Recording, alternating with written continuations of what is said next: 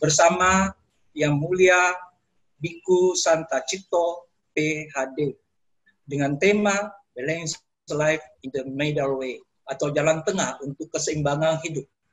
Dan acara ini adalah persembahan dari Permabudi Sulawesi Selatan. Sebelumnya saya akan perkenalkan secara singkat profil dari Yang Mulia Bante. Nama Upasampada adalah Biku Santa Cipto. Upajaya Yang Mulia Biku Sukemo Mahatera, dan saat ini Bante berdomisili di Wihara Mendut. Jabatan yang dipercayakan kepada beliau diantaranya adalah Kepala Sekolah Tinggi Agama Buddha Kertara Jasa Batu. Namaste Bante. Bante, tema kita malam ini adalah Balance Life in the Middle Way atau jalan tengah untuk keseimbangan hidup. Tema ini sangat relevan dengan kondisi sekarang, di mana pandemi COVID-19 yang sudah menyebar hampir di seluruh pelosok dunia dan telah membawa dampak sosial yang sangat luas dan sangat luar biasa. Bukan semata-mata hanya terhadap kesehatan, tetapi juga telah menimbulkan dampak bagi kesejahteraan, di mana terjadi pengangguran, kemiskinan, kelaparan, dan lain-lain.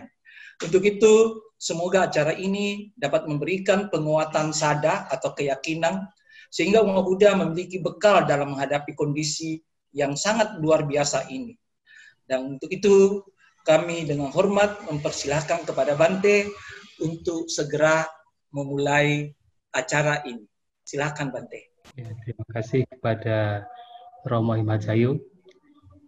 Ya, mari kita bersama-sama bersikap Panjali untuk mengagungkan Sang Buddha. Namo tassa bhagavato arahato sama sambuddhassa. Namo tassa bhagavato arahato sama sambuddhassa. Namo tassa bhagavato arahato sama sambuddhassa. Kalena dhammasakaca etang manggalam utamang. Mendengarkan dhamma dan membahas dhamma pada saat yang sesuai, itulah berkah utama. Ya, yang saya hormati Romo Himajayu selaku moderator, dan juga yang saya hormati Romo Yongkris yang menginisiasi adanya Dhamma Talk online, dan tema yang akan disampaikan pada malam hari ini sebenarnya diberikan oleh Romo Yongkris, yaitu Balance Life in the Middle Way. Jadi bagaimana kita hidup seimbang menggunakan jalan tengah. Itu yang menjadi topik malam hari ini.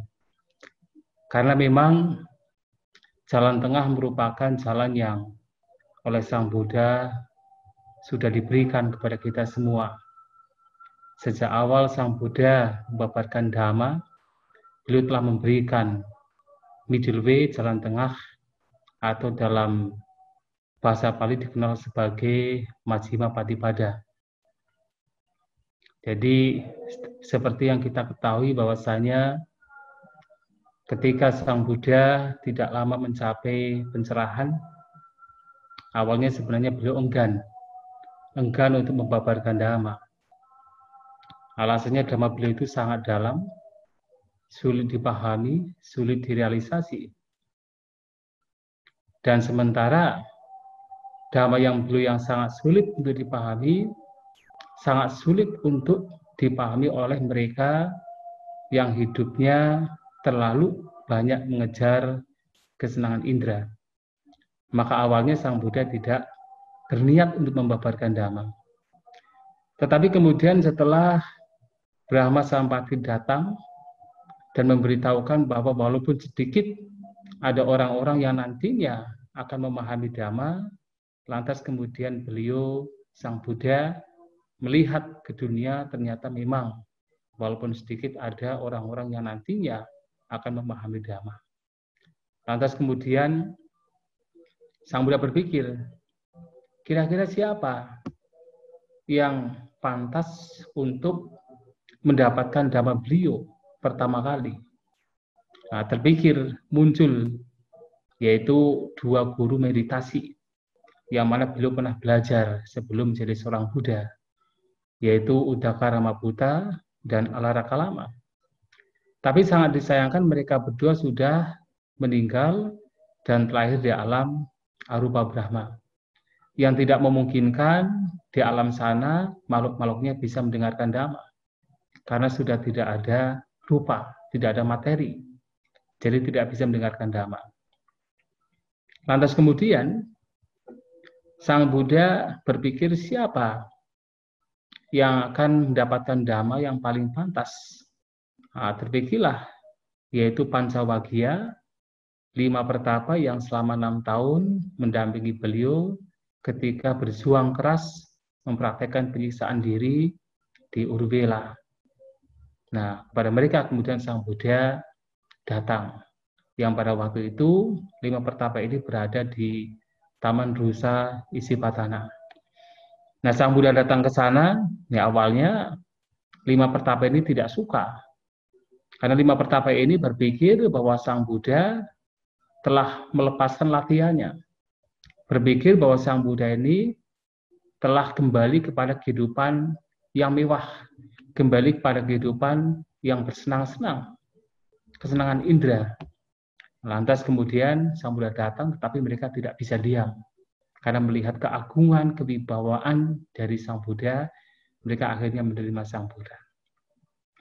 Nah, di awal Sang Buddha membabarkan Dhamma, beliau menunjukkan bahwa ada 2 jalan yang ekstrim, yang tidak pantas, tidak cocok untuk dipraktekkan, terutama oleh kaum pabejita, tetapi sebenarnya tidak pantas untuk dipraktekkan oleh siapapun, terutama mereka yang ingin mencari kebahagiaan yang lebih, dalam artian kebahagiaan spiritual. 2 jalan ini, 2 praktek ini tidak pantas untuk dipraktekkan. Karena 2 jalan ini disebut ubo anta. Anta itu artinya pinggiran. Anta itu artinya ujung. Jadi jalan yang berada di ujung, jalan yang berada di pinggir. Nah, apa jalan yang berada di pinggir? Yang kemudian diterjemahkan biasanya menjadi 2 jalan ekstrim atau 2 jalan berlebihan. Yang pertama adalah kamesu kama sukali kanu yuga, yaitu mengejar kesenangan indera. Jadi hidup hanya untuk mengejar kesenangan indera. Ini jalan yang berlebihan, ini jalan pinggir, jalan yang tidak memberikan manfaat. Ya, seperti yang kita ketahui, kalau hidup hanya mengejar kesenangan indera, ya kita hanya mengembangkan berbagai macam kotoran batin. Keserakahan kita bertambah, kebencian kita bertambah, ya karena kotoran batin bertambah, mempertebal pikiran kita, ya avijja kita, moha kita juga semakin tebal. Nah, itu tidak pantas, tidak cocok untuk dipraktikkan oleh siapapun. Kemudian yang kedua, jalan yang ekstrim, yang juga tidak patut, tidak cocok untuk dipraktikkan adalah Atthakila Matanu Yoga, atau praktek menyiksa diri. Itu juga tidak pantas, tidak membawa kepada kesempurnaan, tidak membawa kepada pencerahan, tidak membawa kepada lenyapnya kotoran batin. Nah, 2 jalan ekstrem ini oleh Sang Buddha perlu ditunjukkan kepada 5 pertapa. Mengapa? Karena 5 pertapa ini yang pertama menganggap bahwa Sang Buddha ini sudah kembali kepada pengejaran kesenangan indera. Maka Sang Buddha datang dan menunjukkan bahwa kesenangan indera ini juga tidak membawa kepada pencerahan. Dengan kata lain menunjukkan bahwa bahwa Sang Buddha tidak kembali kepada kesenangan indera. Ini yang pertama. Nah, yang kedua, Sang Buddha juga menunjukkan bahwa praktek penyiksaan diri juga tidak membawa kepada pencerahan. Mengapa ini ditunjukkan? Karena pada waktu itu 5 pertapa ini berpikir, menganggap, berpandangan bahwa hanya dengan praktek penyiksaan diri seseorang bisa mencapai pencerahan. Nah, anggapannya demikian. Makanya Sang Buddha datang dan mengatakan ini pun juga tidak membawa kepada pencerahan. Penyiksaan diri juga tidak membawa kepada pencerahan. Nah, dua praktek ini disebut ubo anta, yaitu praktek yang berada di pinggir, jalan yang berada di pinggir. Nah, sementara dua jalan ini tidak patut, tidak pantas untuk dipraktekkan, lantas Sang Buddha menunjukkan ada jalan lain.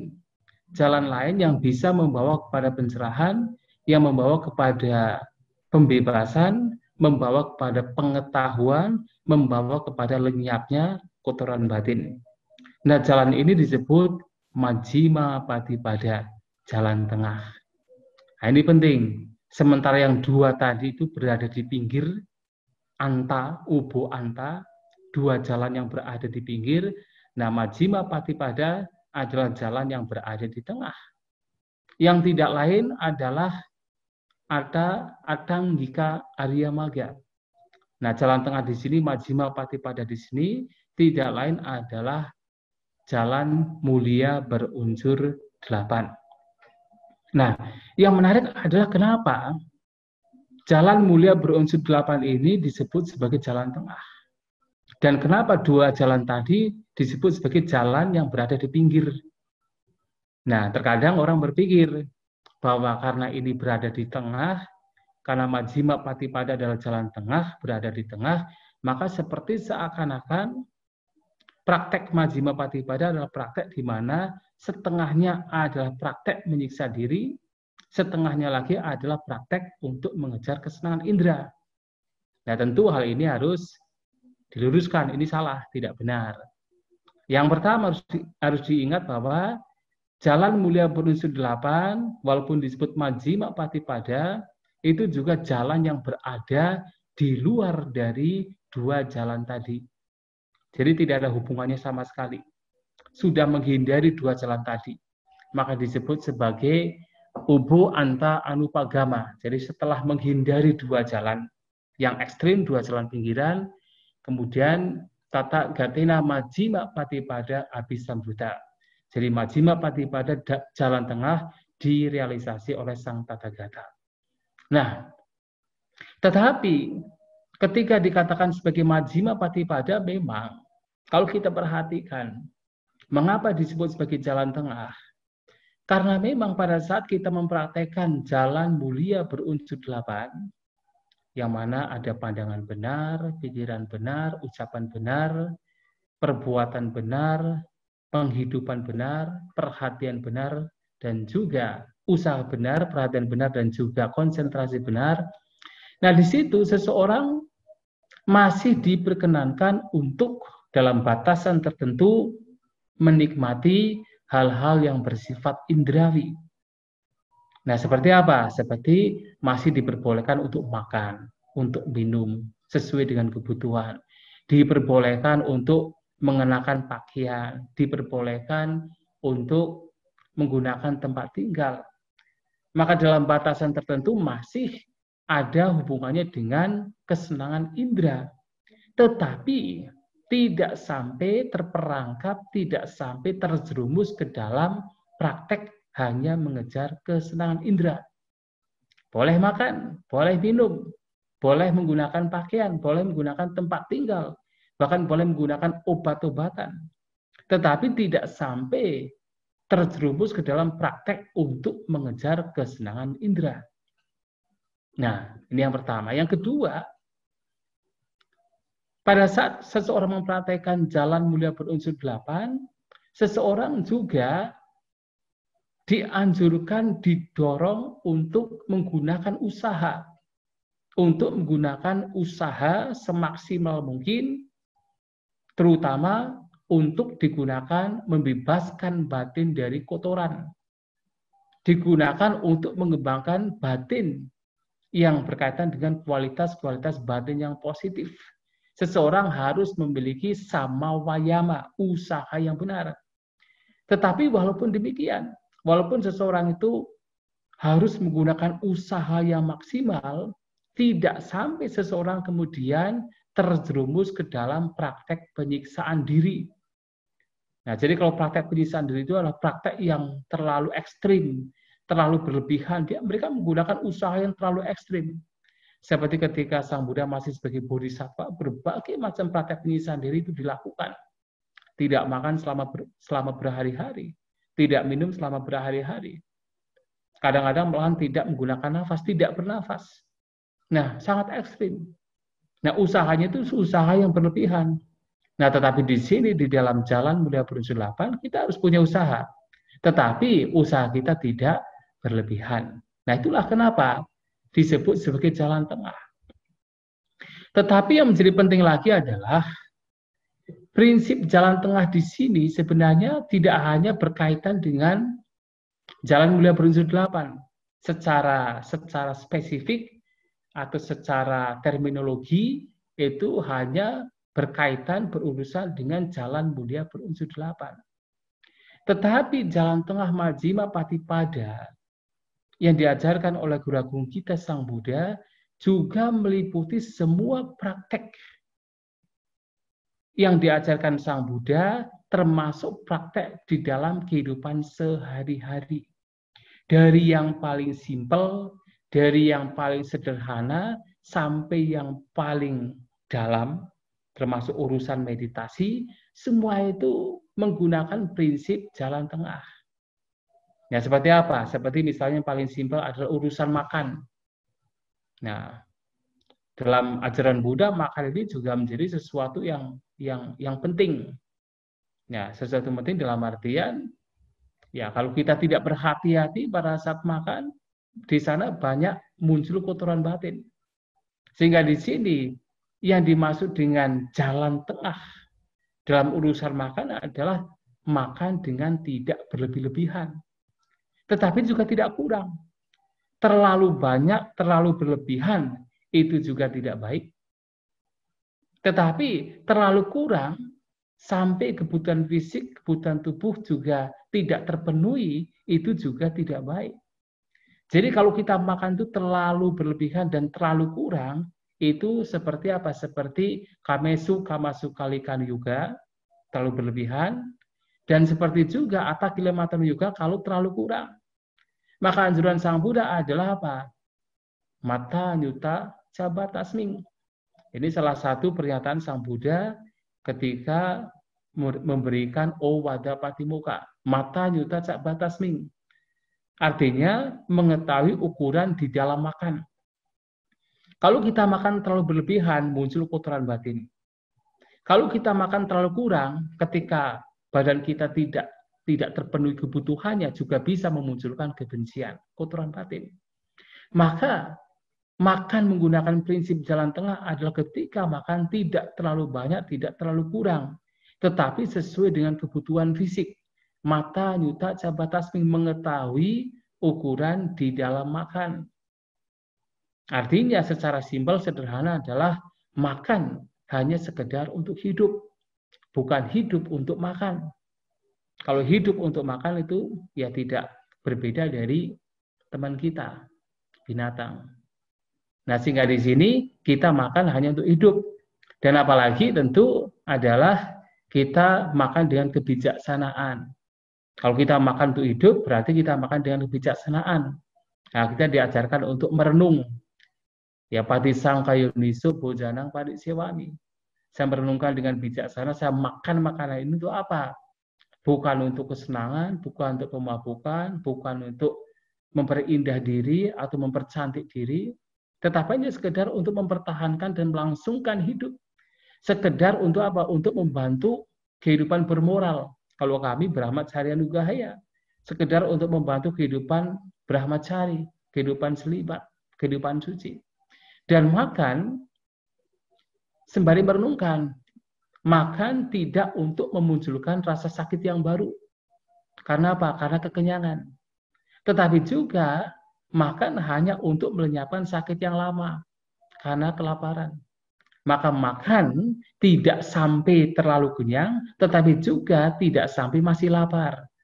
Nah, makan demikian adalah makan sesuai dengan yaitu prinsip majjhima patipada, prinsip jalan tengah. Bahkan urusan makan pun, nah salah satu sutta yaitu Sabba Sawa Sutta. Nah di sana Sang Buddha memberikan yaitu khotbah tentang 7 cara untuk melenyapkan kotoran batin. Nah, Asawa Pahataba. Nah salah satunya adalah Patik Sewana Asawa Pahataba. Patik Sewana Pahataba Sawa. Ada kotoran batin yang harus dilenyapkan ketika menggunakan. Seperti apa? Ketika menggunakan makanan. Pada saat kita makan, kalau tidak ada perenungan, berbagai macam kotoran batin muncul. Makan yang enak memunculkan keserakahan. Makan yang tidak sesuai dengan selera memunculkan kebencian. Istrinya memberikan makanan yang tidak sesuai dengan lidah, piringnya dibanting. Kebencian muncul. Nah, tetapi kalau kita menggunakan perenungan seperti yang tadi saya sampaikan, nah di situ pada saat kita makan, kotoran batin yang harusnya muncul pada saat kita makan itu tidak muncul. Makan lenyap. Maka di sini urusan makan pun juga harus menggunakan prinsip jalan tengah. Dan tentunya urusan seperti yang sekarang kita hadapi. Jadi seperti tadi Romo Himajaya juga menyinggung kondisi yang sedang terjadi yang kita hadapi berkaitan dengan wabah COVID-19, itu juga sama. Kalau kita merespon menanggapi COVID-19 ini dengan berlebihan, itu juga ekstrim. Berlebihan dalam artian apa? Seperti kita misalnya tidak peduli dengan anjuran pemerintah, tidak peduli untuk melakukan social distancing, physical distancing, kita gegabah, kita tidak melakukan apa yang harus kita lakukan, itu berlebihan.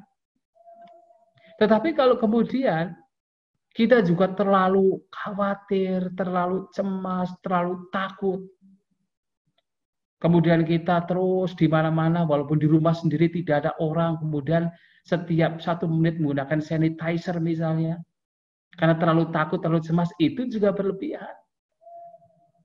Maka kita juga harus menanggapi kondisi yang sedang terjadi ini juga dengan cara yaitu menggunakan prinsip jalan tengah.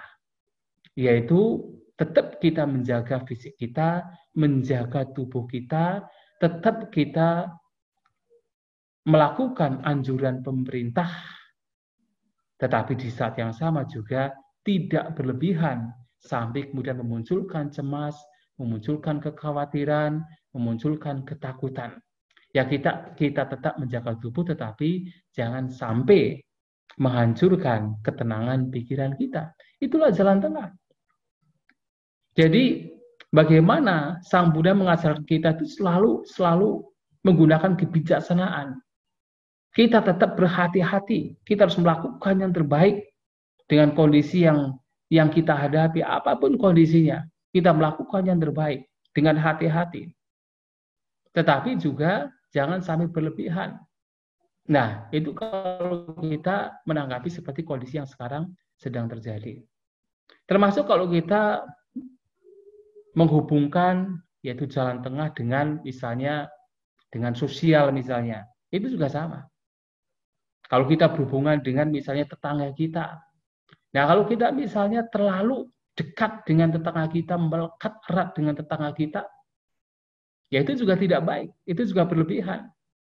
Artinya apa? Kalau nanti misalnya tetangga kita itu mengalami musibah, kita ikut menderita.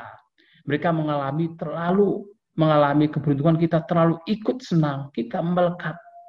Kalau tetangga kita yang kita sukai kemudian dibenci orang, dihina orang, mendapatkan kata-kata kasar dari orang lain, kita juga ikut membenci orang tersebut. Nah, itu terlalu apa? Terlalu berlebihan. Tetapi kalau kemudian kita itu juga tidak peduli dengan tetangga kita tidak urus dengan tetangga kita, itu juga berlebihan. Nah, dalam hidup bagaimana ketika kita bertetangga dengan lingkungan sekitar juga harus demikian, harus menggunakan prinsip jalan tengah. Atau misalnya kita bertetangga kemudian kita terlalu banyak ikut campur urusan orang lain, urusan tetangga kita, yang seharusnya tidak perlu kemudian kita ikut campur. Ya, itu juga tidak baik, itu berlebihan. Karena masing-masing orang juga memiliki privasi, maka itu tidak baik. Tetapi kalau kita terlalu tidak peduli, masa bodoh, apatis dengan lingkungan sekitar kita, orang lain mau mati, mau apa, kita tidak peduli, kita tidak mau menengok, itu juga berlebihan. Sehingga di sini bagaimana kita menanggapi hal-hal yang berada di sekitar kita pun juga harus dengan kebijaksanaan menggunakan prinsip jalan tengah. Dan kalau kita bicara tentang ekonomi juga sama, juga menggunakan prinsip jalan tengah. Ada yang mengatakan begini, oh dalam ajaran Buddha itu yang kekayaan itu tidak penting. Kekayaan itu bisa menimbulkan kemelekatan. Karena bisa menimbulkan kemelekatan, maka seseorang tidak perlu kaya, seseorang tidak perlu mencari uang, tidak perlu mencari materi. Apakah demikian? Ya itu juga berlebihan, itu tidak sesuai.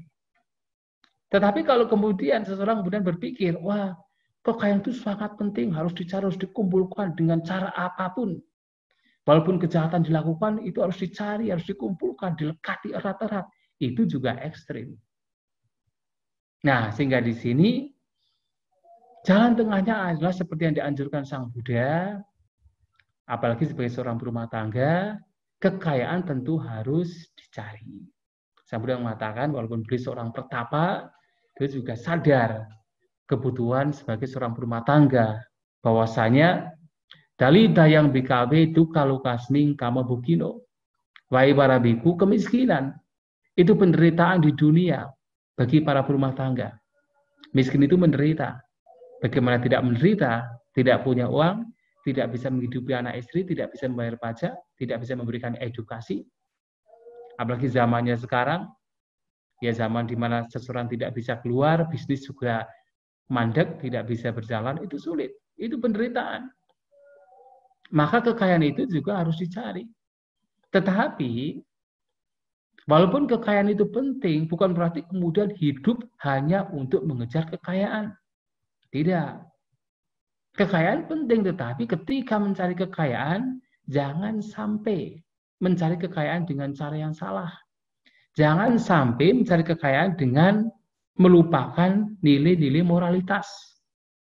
Nah, kalau seseorang itu hanya mengejar kekayaan, nah biasanya mereka tidak peduli, ya tidak peduli apakah yang dilakukan itu merugikan orang lain atau tidak. Nah, tetapi kalau seseorang sudah mengenal Dhamma dan mengetahui prinsip jalan tengah, kekayaan masih dicari. Tetapi walaupun demikian, seseorang tidak kemudian melupakan nilai-nilai moralitas. Mencari kekayaan tidak sampai membunuh, tidak sampai mencuri, tidak sampai berbohong, tidak sampai merugikan orang lain atau makhluk lain. Nah, mencari kekayaan dengan cara yang benar, dengan cara tidak melupakan nilai-nilai moralitas. Itu jalan tengahnya. Nah, setelah mencari kekayaan juga tentu bagaimana kita menggunakan. Nah, menggunakan juga sama, harus dengan prinsip jalan tengah. Kalau seseorang misalnya mempunyai kekayaan, tetapi kemudian hanya disimpan, tidak digunakan, hanya disimpan saja, itu juga berlebihan, itu juga ekstrim, itu termasuk jalan pinggir, bukan jalan tengah. Tetapi kalau kemudian kekayaan tersebut kemudian digunakan untuk bersenang-senang, berfoya-foya, dihambur-hamburkan, itu juga sama, itu juga jalan ekstrim, itu jalan pinggiran, itu jalan ujung, bukan jalan tengah. Disimpan saja itu juga tidak baik, dihambur-hamburkan untuk berfoya-foya, untuk hanya bersenang-senang, itu juga tidak baik. Maka jalan tengahnya adalah menggunakan kekayaan sesuai dengan kebutuhan. Digunakan, tetapi sesuai dengan kebutuhan. Nah, pada saat menggunakan kekayaan juga harus juga dengan jalan tengah. Walaupun digunakan sesuai dengan kebutuhan, juga harus dengan jalan tengah. Jalan tengahnya apa? Kalau misalnya kita menggunakan kekayaan hanya untuk diri sendiri, kira-kira itu berlebihan atau tidak? Tentu berlebihan. Kalau itu diri sendiri saja. Atau kita menggunakan kekayaan hanya untuk orang lain. Ya kita tidak apa-apa menderita lah, yang penting orang lain bahagia. Itu juga berlebihan. Yang jalan tengahnya adalah menggunakan kekayaan baik untuk diri sendiri dan juga untuk orang lain. Nah, maka Sang Buddha mengatakan, ketika seseorang mempunyai kekayaan dan diperoleh dengan cara yang benar, maka yang pertama yang harus menikmati adalah attanang sukati pineti, memberikan kebahagiaan, kepuasan untuk diri sendiri. Lantas kemudian setelah attanang sukati pineti, yang kedua adalah mata bitaro sukati pineti, memberikan kebahagiaan, kepuasan untuk orang tua, untuk ibu dan ayah, ya karena mereka adalah orang yang paling dekat dengan kita. Dalam satu kehidupan mereka tidak bisa tergantikan. Kita hanya memiliki 2 orang tua saja dalam satu kehidupan. Oleh karena itu, Sang Buddha sangat peduli bagaimana kita hendaknya terhadap orang tua harus betul-betul memberikan yang terbaik. Termasuk Anda sebagai seorang rumah tangga, ya yang pertama setelah sendiri menikmati, ya tentu yang kedua adalah orang tua. Yang selanjutnya adalah siapa? Putta darasa sukati pineti, memberikan kebahagiaan, kepuasan untuk anak dan istri. Kemudian nyati sukati pineti, nyati nang sukati pineti, memberikan kepuasan, kebahagiaan untuk kerabat yang masih punya hubungan darah. Lantas kemudian atiti, atiti artinya tamu, lingkungan sekitar, tetangga. Itu juga patut kalau misalnya kita mampu, ya kita harus juga memberikan kebahagiaan kepada mereka. Nah tentu dalam kita, Anda sebagai berumah tangga setelah mendapatkan kekayaan, ya tentu tidak semuanya kekayaan juga digunakan. Tetapi juga harus ada beberapa yang harus disimpan. Maka di dalam Sikalowada Sutta dikatakan bahwa kalau Anda mendapatkan kekayaan, yaitu hanya sebagai contoh saja, tapi tentu tidak harus persis sama. Ya, kalau saya bilang matan, ya sebagai contohnya adalah kalau Anda mendapatkan kekayaan, maka setengahnya digunakan untuk modal.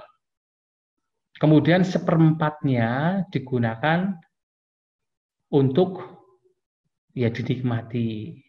Kemudian seperempatnya lagi adalah disimpan.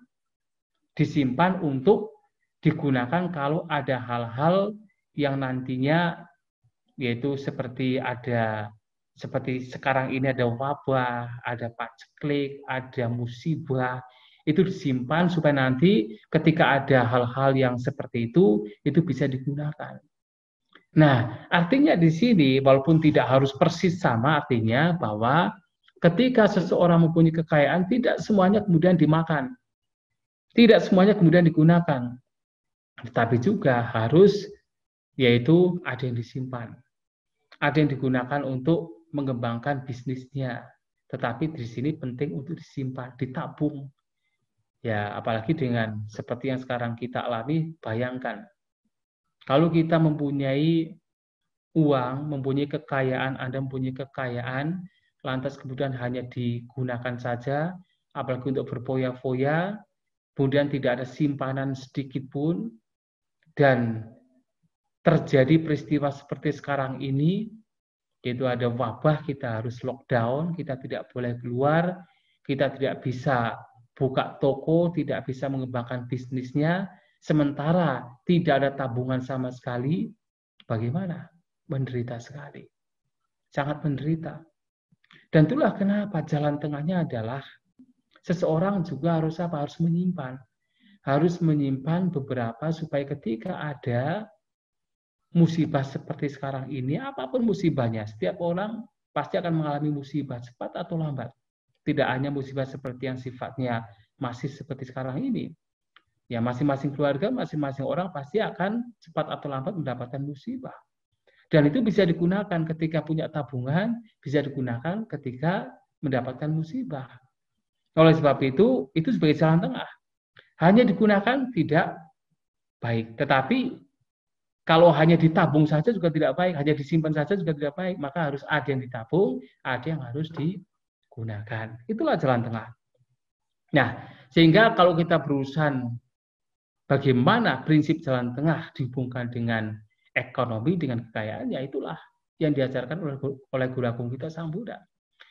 Dan tidak hanya berkaitan dengan ekonomi, ketika berhubungan dengan spiritual juga sama.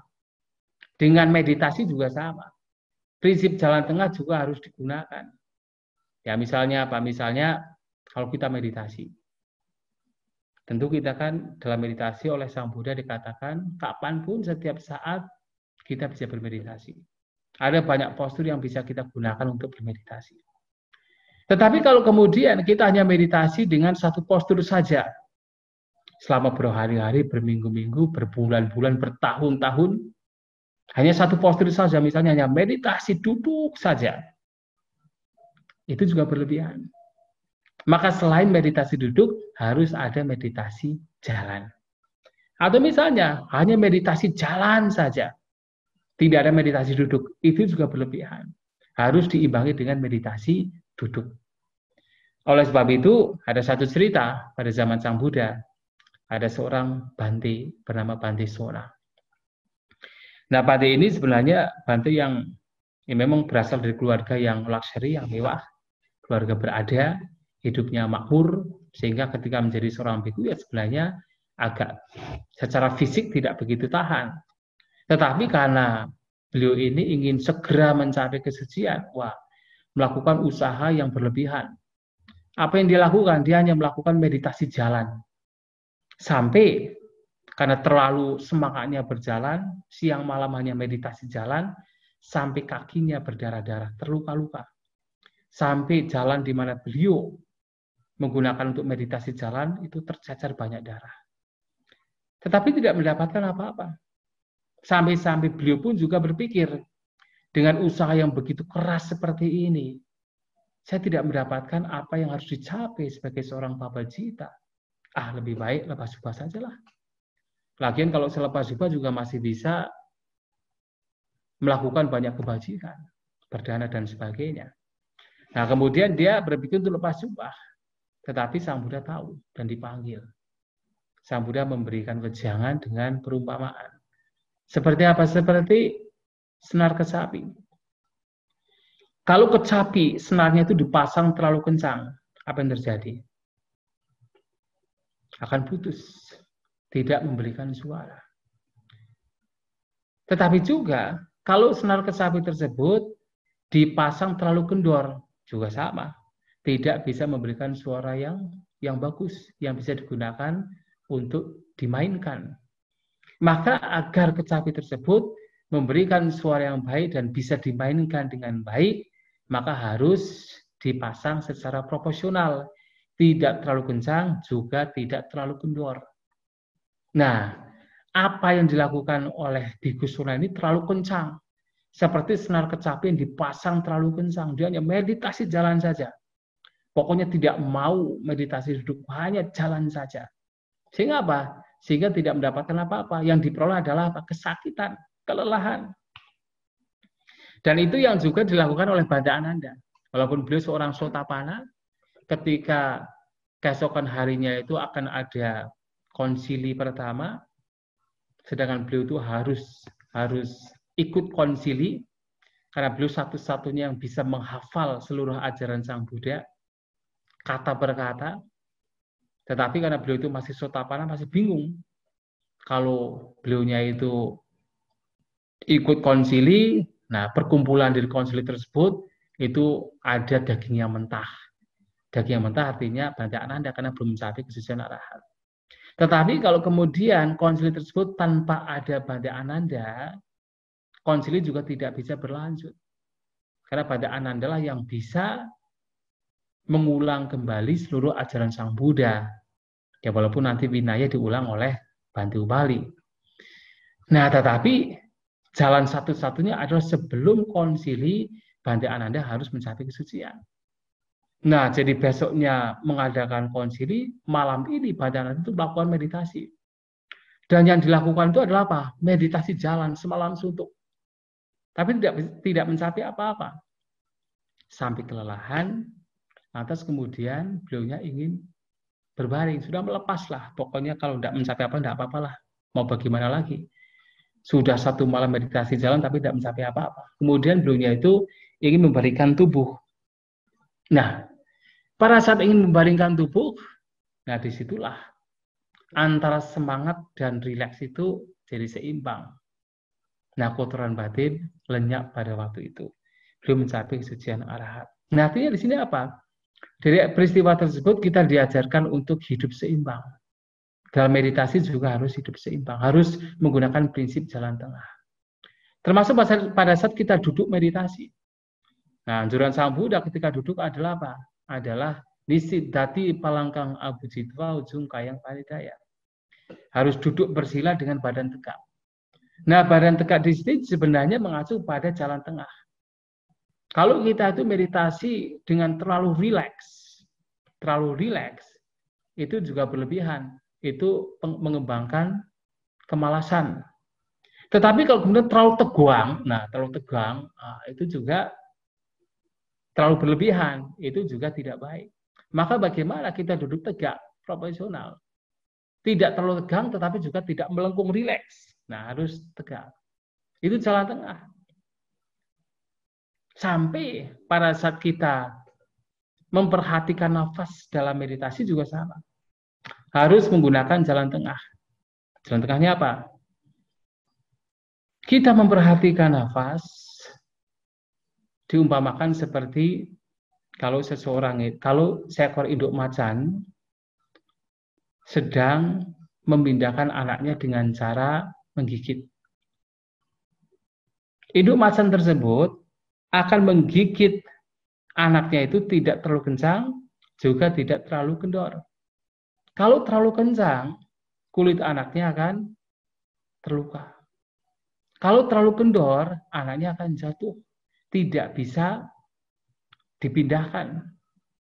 Nah, sehingga induk macan yang tahu dia akan menggigit kulit anaknya dengan tidak terlalu kencang, juga tidak terlalu kendor. Nah, seperti itu, pada saat kita menggunakan nafas sebagai objek misalnya, kita harus menggunakan nafas dengan tidak terlalu mencengkeram nafas. Tetapi juga tidak melupakan nafas. Kalau kita mencengkeram nafas terlalu tegang, terlalu fokus dengan nafas, itu berlebihan. Tetapi kalau kemudian kita tuh terlalu rileks, kemudian kita melupakan nafas juga berlebihan. Maka di sini bagaimana kita memperhatikan nafas dengan tidak terlalu fokus, tidak terlalu mencengkeram, tetapi juga tidak melupakan nafas. Itu jalan tengahnya. Nah, kalau kita mencengkeram nafas, nah banyak orang yang ketika meditasi terlalu fokus, terlalu tegang, terlalu mencengkeram nafas, malahan merasa nafasnya tidak lancar. Merasa ia bermeditasi kok oksigennya kurang. Merasa hidungnya menjadi kaku, wajahnya menjadi tegang. Kenapa? Karena terlalu mencengkeram nafas. Tetapi kalau kemudian pikiran dibiarkan tidak berada pada nafas, melupakan nafas, ya sudah. Terjerumus, terlena ke dalam rasa ngantuk, melamun, pikiran mengembara, dan sebagainya. Juga tidak bermeditasi. Maka bagaimana kita itu harus menggunakan prinsip jalan tengah. Tidak terlalu kencang, mencengkeram, tidak terlalu fokus, tetapi juga tidak melupakan nafas. Relax, tetapi sadar. Relax terhadap nafas, tetapi sadar terhadap nafas. Nah, ini berkaitan dengan nafas. Belum lagi kalau kita bicara tentang pikiran juga sama. Harus imbang. Misalnya salah satu contohnya adalah kalau kita berbicara tentang antara sadar dengan kebijaksanaan. Ini harus imbang. Ini harus menggunakan jalan tengah. Kalau kita terlalu banyak mengembangkan keyakinan tanpa ada kebijaksanaan, ini berlebihan. Ini disebut blind belief. Kepercayaan yang membuta. Maka selain ada keyakinan, harus diimbangi dengan kebijaksanaan. Harus diimbangi dengan panya. Pengetahuan tentang Dhamma. Itu baru jalan tengah. Atau kalau misalnya apa? Orang hanya mengembangkan pemahaman Dhamma. Wah, pengetahuan Dhammanya luar biasa. Dia pandai bicara, dia pandai berdebat, dia pandai mengutak-atik suta, abhidhamma, vinaya, pandai. Tetapi kalau keyakinannya kurang, menjadi apa? Ya dia hanya pandai berdebat, dia hanya pandai untuk berbicara, tetapi tidak pernah dipraktekkan. Karena tidak ada dorongan, tidak ada keyakinan. Hanya ketika ada keyakinan, apa yang dipahami, pengetahuan yang diperoleh, kebijaksanaan yang diperoleh, itu akan kemudian dipraktekkan, akan kemudian diaplikasikan. Maka kebijaksanaan harus diimbangi dengan sada keyakinan. Nah, sada ini diibaratkan seperti biji, sada bija biji. Artinya apa? Sebelum pohon ini tumbuh berkembang, kemudian memberikan buah, itu diawali dengan biji. Sebelum kita mendapatkan hasil dari Dhamma, kita harus mengawali dari keyakinan. Kita harus yakin dulu. Kita harus percaya dengan ajaran Sang Buddha. Tetapi kalau hanya percaya tanpa ada pemahaman yang benar, itu menjadi apa? Kepercayaan membuta. Tidak ada hasil. Maka selain percaya harus ada pemahaman. Kemudian dipraktekkan, baru kemudian di situ akan memberikan hasil.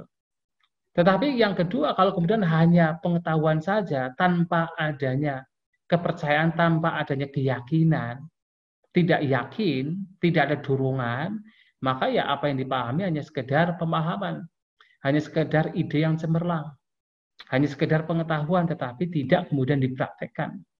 Maka jalan tengahnya adalah sada dan panya, itu harus seimbang. Keduanya harus dimunculkan.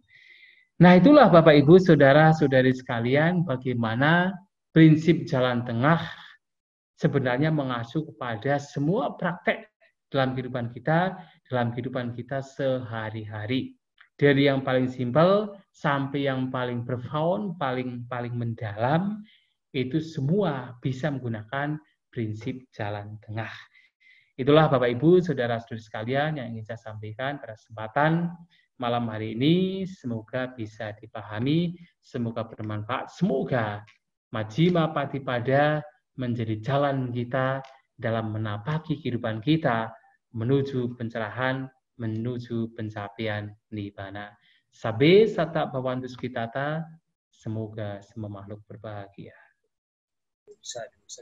Bante, mungkin kita bisa lanjutkan dengan sesi tanya jawab, Bante. Ya, silakan. Ya, jadi kepada Bapak Ibu, saudara-saudari sedama yang mempunyai pertanyaan bisa diketik di kolom chat atau bisa Ibu Meda bisa langsung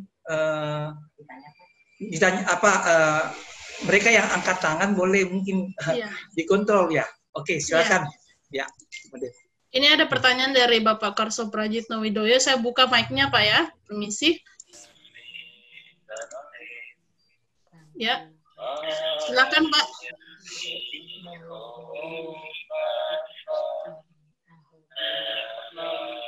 Pak Karso.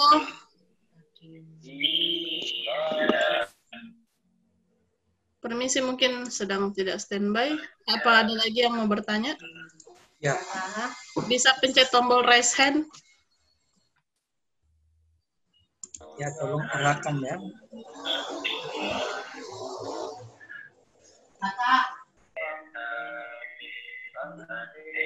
Ya, kalau memang belum ada yang bertanya, Bante, saya mungkin gunakan kesempatan ini, Bante. Silakan. Iya, Bante. Kita tidak bisa pungkiri bahwa dampak pandemi Corona ini sangat luar biasa, Bante. Jadi banyak di antara orang sampai kehilangan mata pencarian, Bante. Termasuk yang kaya itu mungkin punya utang di bank yang berlebihan. Kemudian yang sebagai karyawan itu juga mungkin sekarang ini dirumahkan dan lain-lain segalanya. Nah, sebagai umat Buddha, Bante, bagaimana saat kita terhimpit dengan masalah ini, kemudian kita melihat bahwa kita ada yang lebih, mungkin lebih kurang dari kita, walaupun kita ini susah, tapi ada yang lebih susah. Nah, bagaimana Bante kita ini mengatur keuangan kita Bante. Di satu sisi ingin membantu, tapi kita juga harus ada kewajiban untuk membayar atau melunasi utang atau membayar karyawan Bante. Terima kasih Bante. Ya, tentu seperti prinsip yang tadi. Prinsip yang tadi adalah bahwa pada saat Anda mengatur keuangan, ya tetap keuangan tersebut harus diatur, digunakan tidak hanya untuk diri sendiri dan juga untuk orang lain. Tetapi tentu kalau kita perhatikan ajaran Sang Buddha, ya memang yang pertama adalah diri sendiri. Yang dari diri sendiri kemudian melebar ke orang terdekat kita, kemudian keluar. Nah, kalau misalnya merasa bahwa dengan berbagai pertimbangan ternyata kita masih bisa cukup, ya walaupun sulit, ya tidak seperti biasanya, ada sedikit kesulitan dan kita dengan berbagai pertimbangan kok kita merasa ada lebihnya, tentu sebagai umat Buddha ya tentu yang sudah mengetahui kebajikan, sudah mengetahui bahwa baik untuk memberi ya tentu harus menyediakan atau katakan harus menyisihkan apa yang kita miliki, yang Anda miliki untuk mereka yang lebih membutuhkan. Ya terutama dalam kondisi seperti ini yang paling dibutuhkan itu apa? Ya makanan. Tidak lain adalah makanan. Itu yang paling dibutuhkan. Jadi tentu ini harus dilakukan. Kalau kita merasa bahwa ada lebih ketimbang yang lain, tentu baik untuk memberikan kepada yang lain. Sang Buddha mengatakan, kadang-kadang kita itu merasa takut. Mungkin seseorang merasa takut kalau nanti misalnya saya memberikan sesuatu nanti saya akan kekurangan. Tetapi Sang Buddha pernah mengatakan kepada kita bahwasanya tidak ada orang yang miskin karena memberi. Jadi ketika Sang Buddha itu pernah berpindah patah di tempat yang paceklik. Kemudian ada seorang raja datang kepada Sang Buddha dan mengkritik Sang Buddha bahwa Sang Buddha dan para siswanya ini memberikan kehancuran bagi masyarakat. Tapi Sang Buddha mengatakan bahwa saya tidak pernah melihat ada orang yang menjadi miskin, ada orang yang menderita karena memberi. Artinya, apa yang diberikan, apalagi di saat-saat seperti ini, saat-saat yang sangat dibutuhkan, itu jauh lebih bermanfaat. Ketimbang malahan ketika kita memberi pada saat seseorang tidak membutuhkan. Dan itu baik, dan sekarang jauh lebih baik lagi ketika kita mampu untuk memberi. Oleh sebab itu, kalau kita memang merasa dengan berbagai pertimbangan kok kita masih cukup, masih ada lebihnya, ya baik dengan kondisi yang saat ini kita hadapi, baik untuk bisa memberi kepada mereka yang membutuhkan. Itu sangat baik. Karena dengan kondisi seperti ini juga kita sadar bahwasanya kita tidak bisa hidup berdiri sendiri. Ternyata kita itu hidup tergantung satu sama lain. Ya misalnya, ya Romo Himajaya sebagai seorang bos misalnya, dan punya karyawan, ternyata dengan kondisi seperti ini ternyata sadar, ternyata kekayaan saya itu muncul bertambah karena karyawan saya. Nah, ketika karyawan saya ini tidak ada, tidak bisa kerja, ternyata saya juga tidak bisa mengembangkan, tidak bisa menambah kekayaan saya. Tidak bisa berdiri sendiri. Dan karyawan juga sama. Dengan tidak bisa bekerja juga mereka tidak bisa hidup, sulit hidup. Makanya dengan kondisi seperti ini juga menyadarkan kita, ternyata kita tidak bisa hidup berdiri sendiri. Dan mengetahui demikian, kita hendaknya juga harus bagaimana dalam hidup ini saling membantu satu sama lain.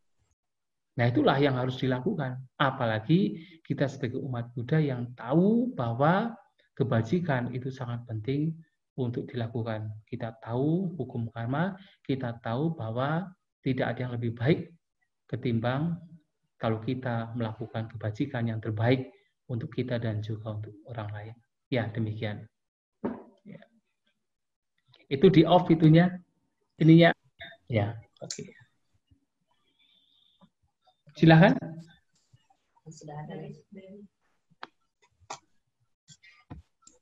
Iya, Bante. Ya.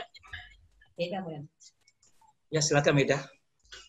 Ya, ini ada pertanyaan dari Bu Mariana, saya bacakan ya Bante. Selamat malam Bante, saya mau bertanya, bagaimana kalau orang yang bangga dengan usahanya menangkap cumi untuk diekspor dan bahkan mengatakan pendapatan dari hasil cumi lebih gede? Apakah ini melanggar jalan tengah berunsur 8? apakah akan ada karma yang dituai? Anumodana Bante. Ya, tentu kalau kita berbicara tentang prinsip dari ajaran Sang Buddha, yaitu Sabbapa Pasakaranam, Kusalasu Pasampada Satsita Pariyudapanang, yaitu dalam diri Sabbapa Pasakaranam, tidak melakukan apapun kejahatan, ya tentu kalau kita melakukan usaha, membangun usaha yang sifatnya memberikan penderitaan, apalagi menghancurkan kehidupan yang lain, memang itu tidak sesuai. Itu termasuk panatipata, pembunuhan. Dan tentu sebagai umat Buddha ya harus dihindari. Walaupun mungkin sekarang belum bisa menghindari, tetapi harus punya usaha, punya tekad bahwa suatu saat harus bisa menghindari usaha yang bisa merugikan makhluk lain.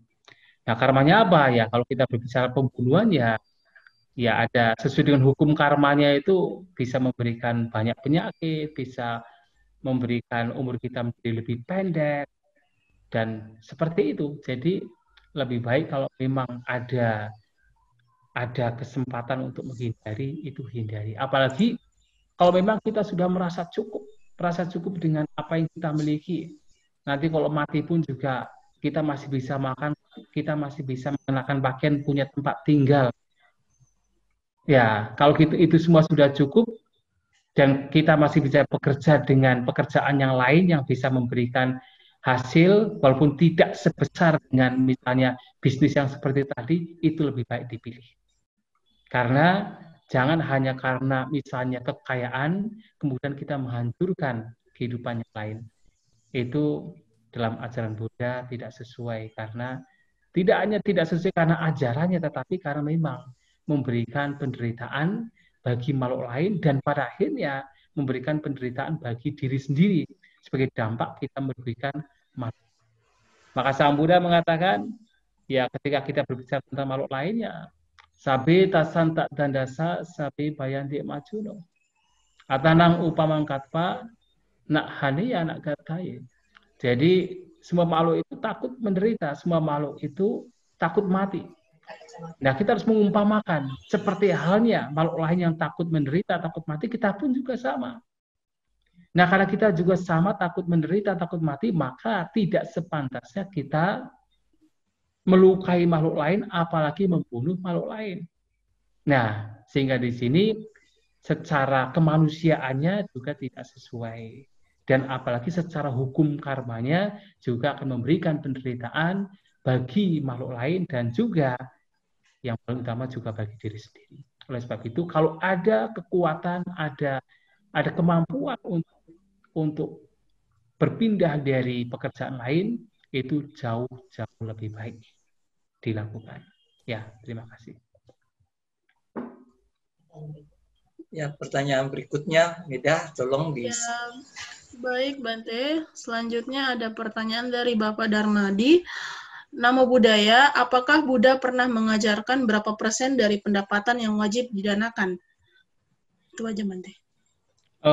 Sang Buddha tidak pernah memberikan persenan begitu ya. Jadi tidak pernah memberikan seberapa persen harus didanakan kepada umat gitu, kepada yang lain.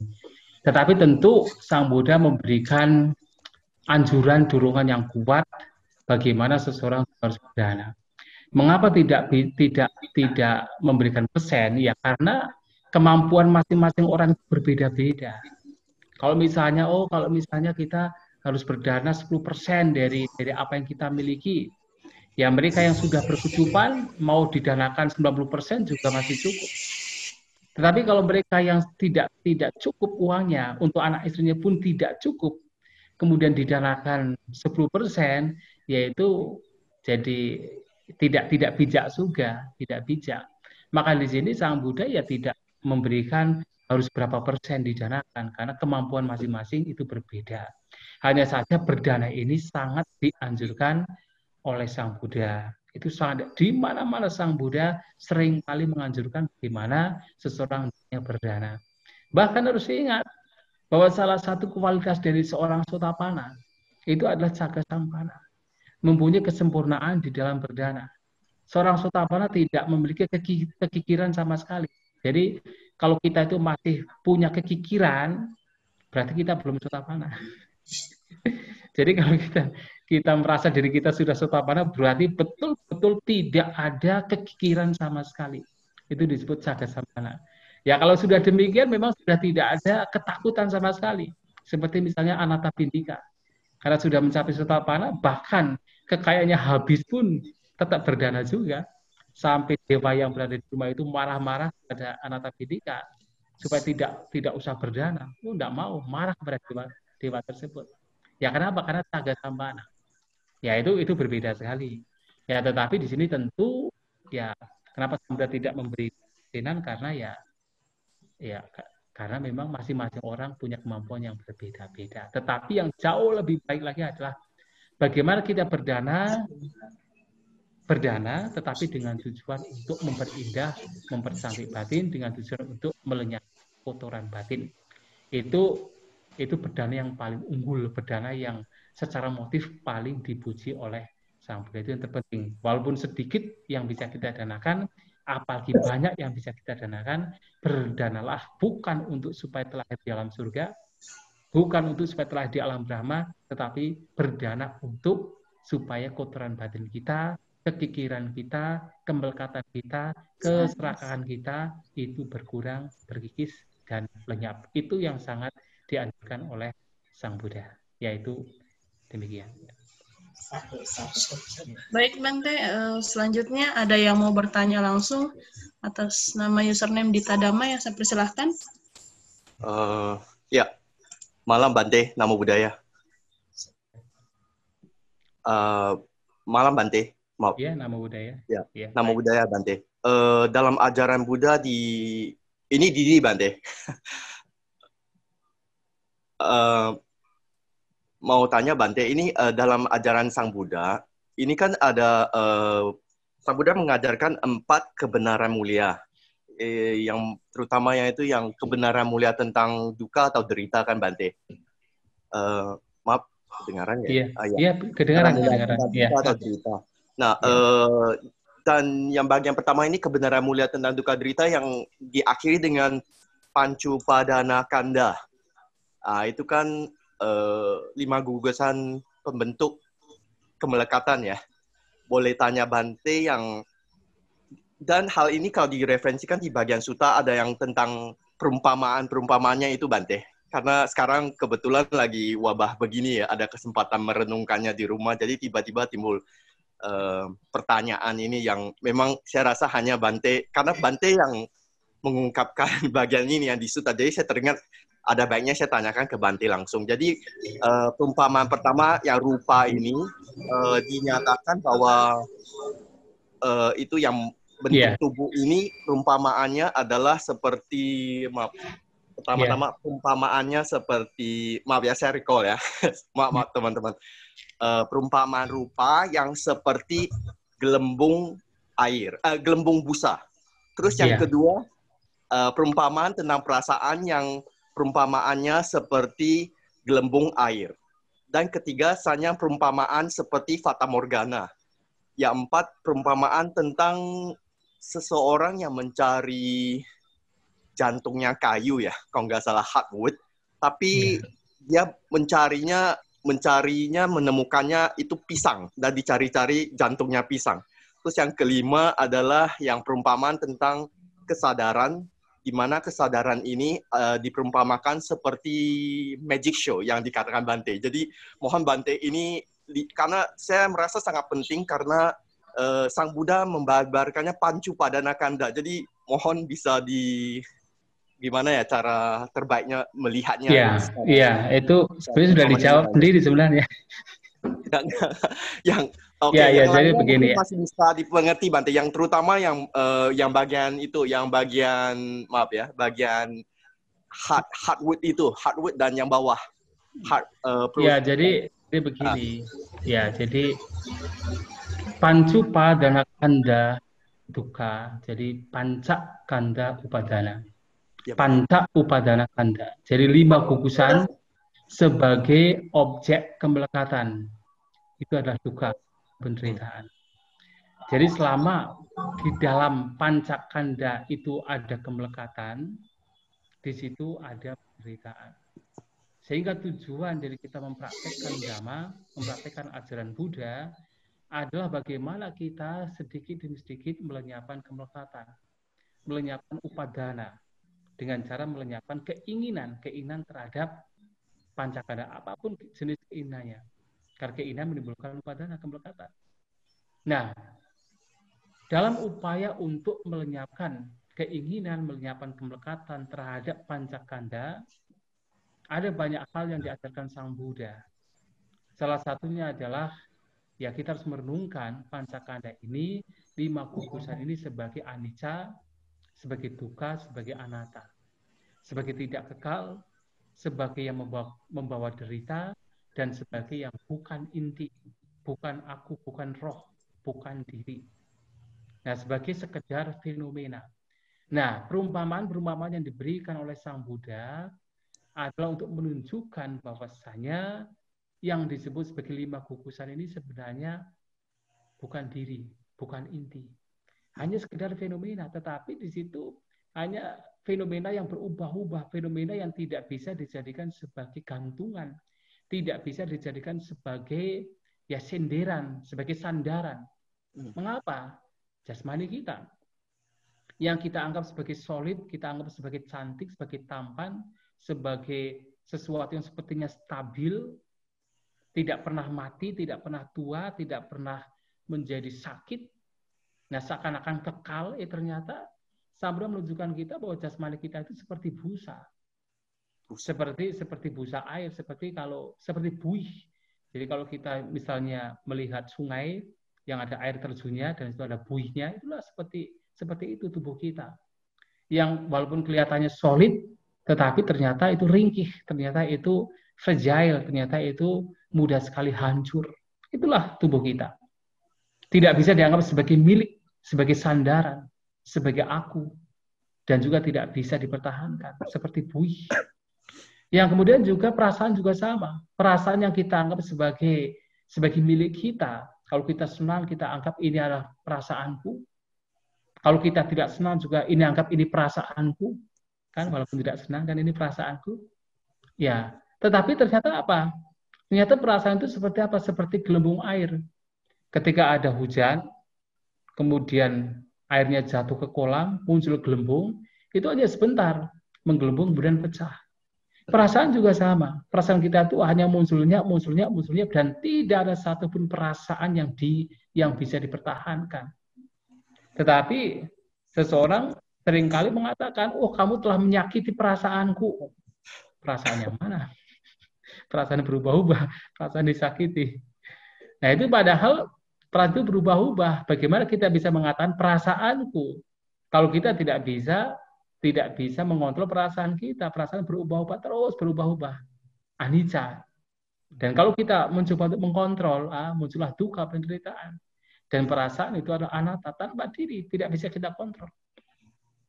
Nah, demikian pula adalah sanya, persepsi gambaran batin. Nah, sanya itu gambaran batin. Ya, jadi kalau gambaran-gambaran batin yang kita melihat, kita merenungkan, kita seperti melihat gambaran dalam batin kita. Kalau kita membayangkan hutan, ada gambar hutan, itu adalah sanya. Kalau kita bermimpi, kemudian ada gambar mimpi, itu sanya. Nah, ternyata itu juga sama. Sanya itu sesuatu yang walaupun kelihatannya real, kelihatannya nyata, rasanya itu nyata. Apalagi kalau kita mimpi seperti nyata sekali, ternyata setelah bangun tidur, hanya mimpi. Dan itu persis sama seperti ketika melihat Fata Morgana. Ketika kita jalan di jalan raya yang panjang lurus, di terik matahari, dari kejauhan kita melihat ada kolam. Seperti ada air yang menggenang. Wah, kita tandai, oh di situ, di dekat pohon itu ada air itu. Tapi semakin dekat, airnya semakin hilang. Ternyata kering kerontang. Dan seperti itu adalah sanya. Apapun persepsi yang kita munculkan, yang kita anggap sebagai milik, itu hanya apa? Hanya Fata Morgana. Lenyap. Tidak nyata, tidak real, seperti mimpi. Yang kelihatannya nyata, tetapi ketika bangun tidur, nggak nyata. Itulah sanya, persepsi. Nah, berubah-ubah, sanya juga berubah-ubah. Kemudian juga, sangkara, bentukan-bentukan, termasuk bentukan-bentukan pikiran. Ide kita, keinginan kita, kebijaksanaan kita, perhatian kita, konsentrasi kita. Itu juga sama, itu juga bersifat apa? Bersifat tidak kekal, bersifat berubah-ubah. Dan itu seperti apa? Seperti hardwood, seperti galih inti dari pohon. Bukan pohon. Ya, inti dari pohon, tetapi bukan pohon yang keras, bukan pohon jati. Kalau pohon jati itu ada intinya, keras banget. Tapi ternyata inti dari pohon pisang. Ada tidak inti pohon pisang? Tidak ada. Pohon pisang itu sebenarnya merupakan ya lapisan-lapisan dari gedebok. Lapisan-lapisan dari apa namanya ya, kalau kita orang Jawa bilang gedebok itu. Diambil satu persatu seakan-akan itu di dalamnya pasti ada intinya. Ada yang keras, ternyata tidak ada. Satu persatu sampai ke dalam, sampai yang paling empuk sekalipun ternyata itu sebenarnya adalah gedebok. Hanya layer demi layer. Tidak ada. Nah, seperti itu semua bentukan-bentukan pikiran juga sama. Seperti misalnya ide kita. Ya seperti misalnya ya kita punya acara seperti ini. Zoom, nanti jam sekian nanti akan ada sharing dhamma dengan Bante Santa Cito. Wah, nanti akan mendapatkan hal yang bagus, yang baik. Wah, ditunggu-tunggu. Seakan-akan ada intinya di situ. Nanti setelah selesai juga lenyap juga. Juga ditinggalkan juga. Hanya sekedar lewat. Seperti itu. Kita terkadang punya ide, bagus sekali harus kita lakukan. Wah, idenya bagus, kita lakukan. Tapi pada saat melakukan benar muncul sebuah persepsi. Wah, pokoknya nanti pasti ada sesuatu yang luar biasa di sana. Tetapi setelah dilakukan dan kita peroleh, juga pada akhirnya juga lewat juga. Seperti kalau kita misalnya dari jauh, misalnya kita dari luar kota, ya ada ziarah ke negara Buddhis, ya misalnya ke India. Wah, lama di sana, kepingin pulang sekali. Wah, kepingin pulang. Tapi setelah pulang, masuk rumah, lewat juga. Sepertinya seakan-akan ada inti di situ, tapi setelah dilewati juga hanya sekedar lewat. Seperti apa? Seperti gedebok. Tidak ada intinya. Nah, semua itu seperti itu. Apapun yang kita inginkan, apapun ide, apapun keinginan kita, semua itu begitu. Hanya sekedar lewat, dan lewat terus sampai kapanpun juga lewat terus. Dan pada akhirnya tidak ada intinya di situ. Nah, kemudian kesadaran itu juga sama. Kesadaran kita itu juga seperti nyata apa yang kita mengetahui ini dan itu. Mata melihat, muncul kesadaran mata, telinga mendengar, muncul kesadaran telinga, dan terus kita seakan-akan kesadaran ini adalah kekal. Tetapi ternyata apa? Seperti magic show. Dalam artian bahwa kesadaran di sini muncul dari berbagai macam faktor. Seperti magic show, jadi pertunjukan magis. Kalau zaman dulu itu ya pertunjukannya dengan berbagai macam cahaya. Nah, seakan-akan kita melihat ada sesuatu yang real, tetapi itu permainan cahaya. Nah, kesadaran kita juga sama, sepertinya real, tapi ternyata ketika diambil satu persatu, artinya faktor-faktornya diambil, tidak ada ditemukan kesadaran. Ketika ada mata dan bentuk, maka muncul kesadaran mata. Nah, tetapi ternyata itu muncul kesadaran mata ketika hanya ada mata dan bentuk. Kalau hanya mata saja, ya hanya mata. Kalau hanya bentuk saja, hanya bentuk saja. Di mata tidak ada kesadaran, di bentuk juga tidak ada kesadaran. Hanya ketika mereka bergabung muncul kesadaran. Dan tidak ditemukan bahwa kesadaran itu adalah sesuatu yang kekal, yang inti, yang seakan-akan itu terus ada, tidak. Muncul karena berbagai macam faktor yang bergabung. Nah, melihat 5 gugusan seperti itu, lantas apa yang mesti kita lekati? Mana yang mesti kita lekati? Mana yang harus kita jadikan sandaran? Yang harus kita jadikan perlindungan? Tidak ada. Nah, ajaran ini mengajarkan kita untuk sedikit demi sedikit untuk tidak melekati 5 gugusan. Karena kalau kita melekati 5 gugusan, dampaknya adalah duka. pancu padana kanda duka, penderitaan. Maka memahami sifat anicca, sifat anatta dari 5 gugusan adalah untuk supaya kita tidak melekati 5 gugusan. Supaya kita hanya sekedar melihat 5 gugusan sebagaimana adanya, sebagai anicca, sebagai anatta, sebagai fenomena yang muncul-nyap karena berbagai macam faktor. Padicca samuppada. Itulah tujuannya. Saya kira demikiannya. Sadu, sadu, sadu, sadu. Terima kasih Bante. Ya, Mungkin baik. ada satu pertanyaan lagi yang Mbak Bu Ya, Meda. baik. Baik, Ya. baik. Baik, Ya, ini masih banyak pertanyaannya, Bante. Saya baca mungkin kita aja batasi satu-satu ya. waktunya aja ya Bante ya. Nggak Ya, apa-apa. silakan. Ya, dibatasi. Waktunya. Ya. Ya. Silakan Meda. Oke, selanjutnya saya akan baca dari Pika. Selamat malam Bante, saat ini pemerintah menganjurkan untuk tidak keluar rumah. Namun bagaimana sikap yang diambil jika ada pihak yang mengajak untuk melakukan kegiatan sosial dengan keluar rumah? Berdasarkan jalan tengah, mana yang harus dipilih? Terima kasih. Ya, tentu yang pertama kita melihat ajakan mereka itu seperti apa. Kalau ajakan mereka itu untuk melakukan seperti pesta, kondangan, itu jangan dulu. Itu bahaya. Itu berlebihan kalau kita ikut. Tetapi kalau misalnya ajakan mereka adalah misalnya 2-3 orang melakukan misalnya berdana kepada orang-orang yang membutuhkan gitu. Misalnya seperti yang sekarang dilakukan oleh Patria di Jakarta. Ada 2-3 orang yang kemudian mereka mengumpulkan makanan, kemudian di jalan ya pakai mobil. Nah, di sana membagikan makanan tersebut ya silakan, enggak apa-apa. Jadi tetap menjaga tidak terlalu kita itu katakan berkumpul dengan banyak orang. Tetapi kalau hanya 1, 2, 3 orang dan tetap menjaga satu sama lain menggunakan masker, tetap melakukan social distancing, ya physical distancing terutama, jadi tidak berjejer lebih dari 1 meter gitu, ya itu masih oke. Tapi kalau sudah kumpul-kumpul banyak, ya itu dihindari untuk zaman sekarang. Kita saja di Mendut, Wira Mendut sekarang kita tidak menerima tamu. Kita di sini juga melakukan social distancing, kita melakukan meditasi, kita melakukan physical distancing. Ya ini juga kesempatan bagi kita juga sih. Tapi khusus kami para biku. Kalau umat abang memang gak repot juga.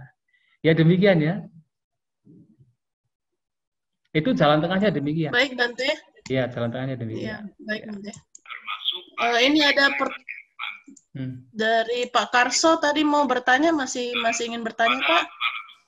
Ya, tentu saja umat awam juga boleh. Ini Pak saya ini yang dibacakan saja.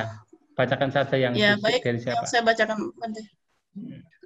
Selanjutnya ini, nama budaya, selamat malam Bante. Saya ingin bertanya, apakah penebusan dosa bisa menjadi kemelekatan? Penebusan dosa juga masuk jalan atas atau jalan bawah, Bante? Itu. Iya. Kalau di dalam ajaran Sang Buddha, kita menggunakan disebut apatidesana. Apatidesana adalah mengakui kesalahan yang kita lakukan. Ya, kita tidak ada istilah penebusan dosa. Karena kita percaya dengan hukum karma. Hukum karma adalah bahwa perbuatan yang kita lakukan memberikan buah. Nah, tetapi kita bisa menggunakan istilahnya apatidesana. Kita mengakui kesalahan yang pernah kita lakukan. Setelah kita mengakui kesalahan kita, kemudian kita bertekad untuk tidak melakukan kesalahan lagi di masa mendatang. Nah, ini dilakukan oleh para biku satu sama lain, dan juga di dalam suta-suta itu juga seringkali mereka para perumah tangga juga melakukan apatidesana, khususnya kepada biku atau kepada Sang Buddha, mengakui kesalahan mereka. Tapi tentu mengakui kesalahan juga tidak dengan sembarang orang. Kalau kita mengakui kesalahan dengan sembarang orang, malah nanti jadi masalah baru.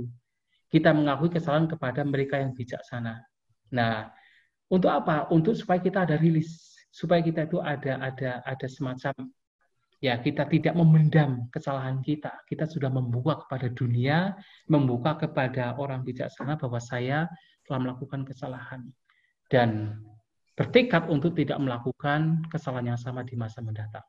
Kalau kita hanya, maaf saja kalau kita itu hanya misalnya kita melakukan kesalahan kemudian kita mengaku kepada seseorang dan dianggap bahwa itu sudah dosa yang kita lakukan sudah lenyap total, nanti khawatirnya adalah orang tersebut tidak bertobat, tapi akan melakukan kesalahan lagi. Yang penting nanti kan kalau saya sudah melakukan, saya pokoknya akan ditebus lagi dosanya. Melakukan lagi, nggak apa-apa. Nanti datang lagi kepada orang itu ditebus lagi. Akan terus demikian. Dan itu menjadi apa? Jelas itu menjadi kemelekatan. Dan yang kedua, tidak hanya kemelekatan, akan melakukan kesalahan lagi dan lagi dan lagi dan lagi, karena tahu bahwa merasa kalau sudah melakukan penebusan dosa, sudah murni lagi. Tidak demikian.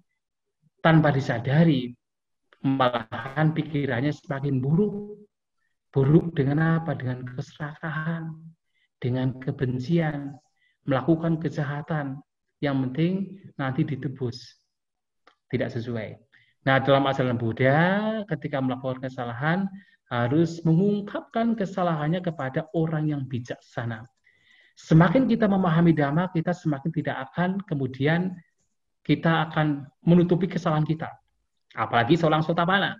Nah, kalau Bapak Ibu, saudara-saudari sekalian membaca salah satu syair dari Ratana Sutta sebagai kualitas dari seorang Sotapanna, di sana dikatakan, Kinsa piso kapang karoti papakang kayena wat sayuda cita sawa aba bosok tasak padicadaya aba bata tidak pada sabuta.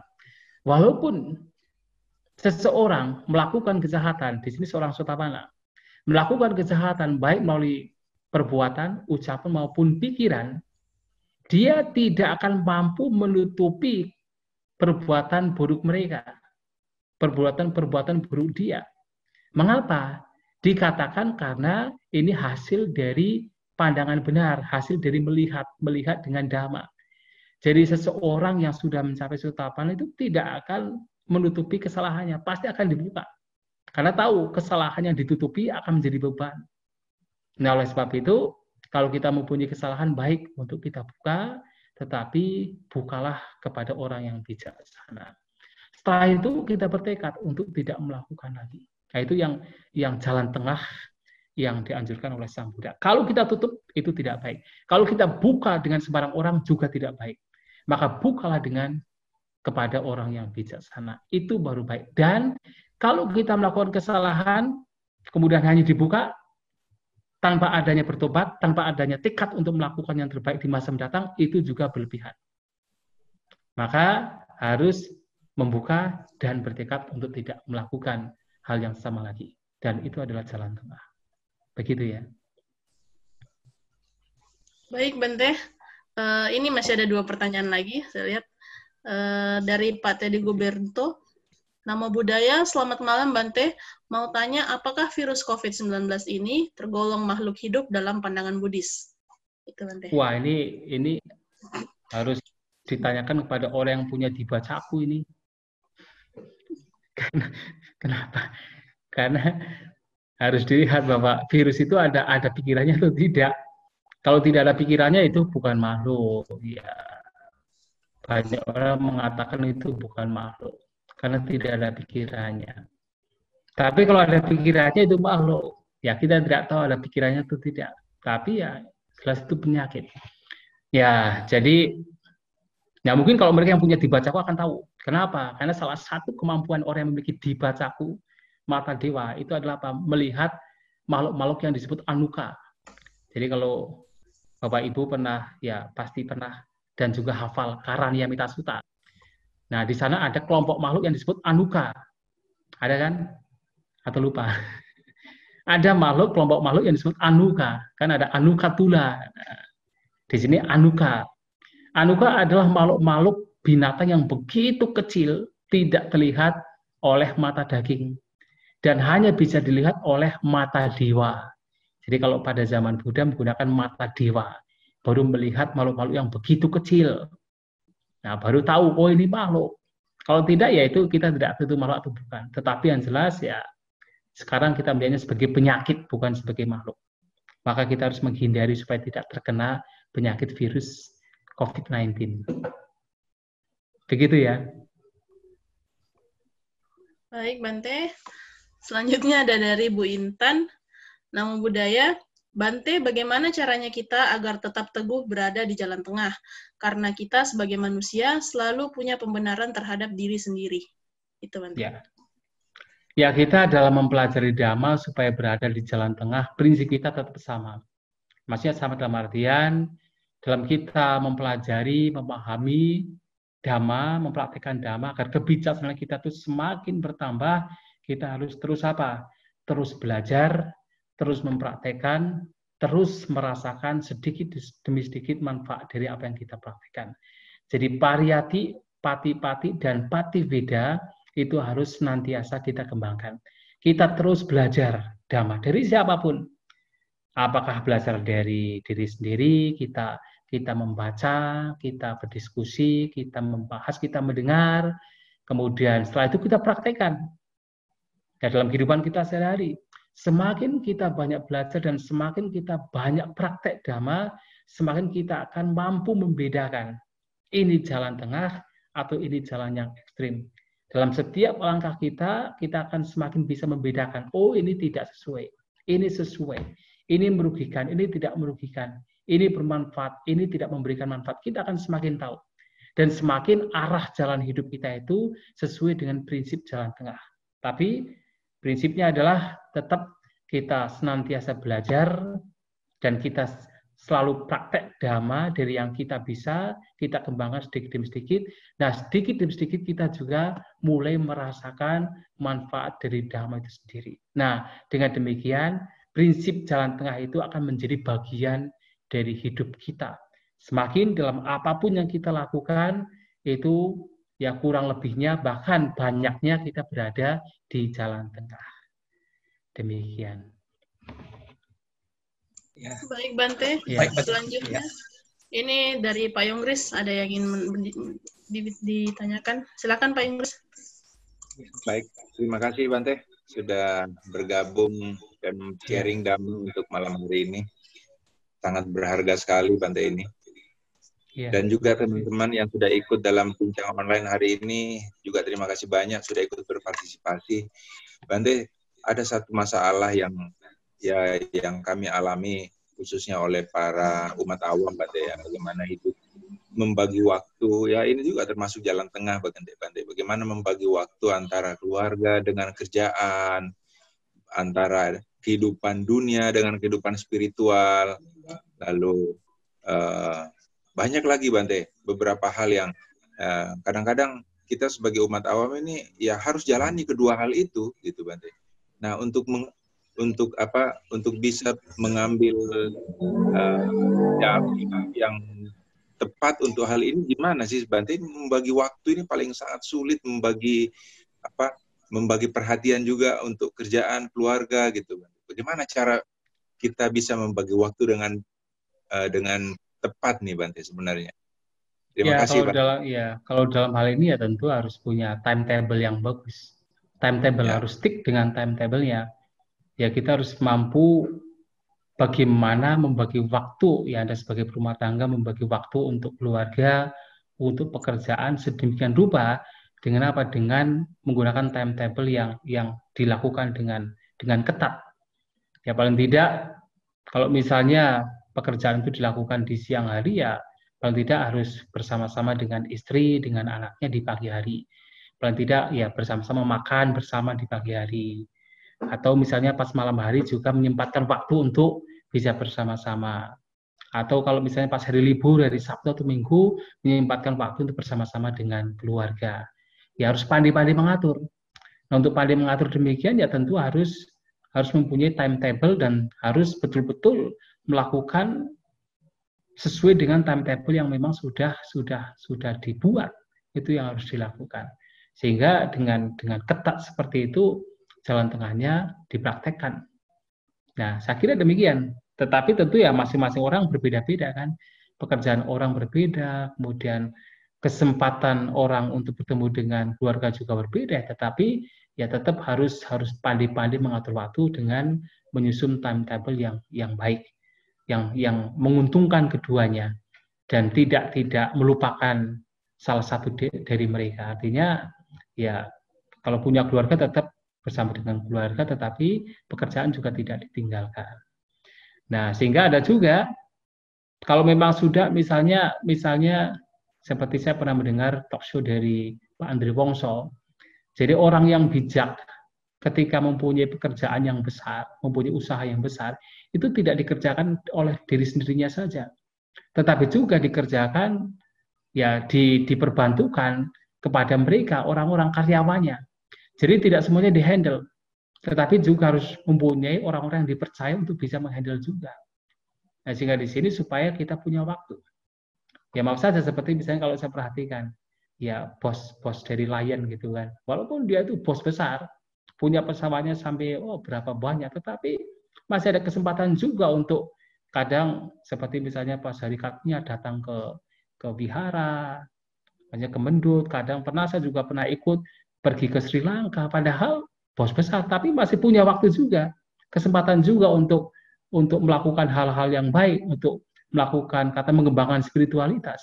Kenapa ya? Karena tidak dihandle sendiri, tetapi juga memperkerjakan orang-orang yang dipercaya. Oleh sebab itu, kalau misalnya usahanya sudah besar, ya harus punya orang-orang yang dipercaya supaya keluarga juga bisa diperhatikan. Itu saya kira demikian. Ya, Pak Yoris. Ya. Makasih, Bante. Iya, baik.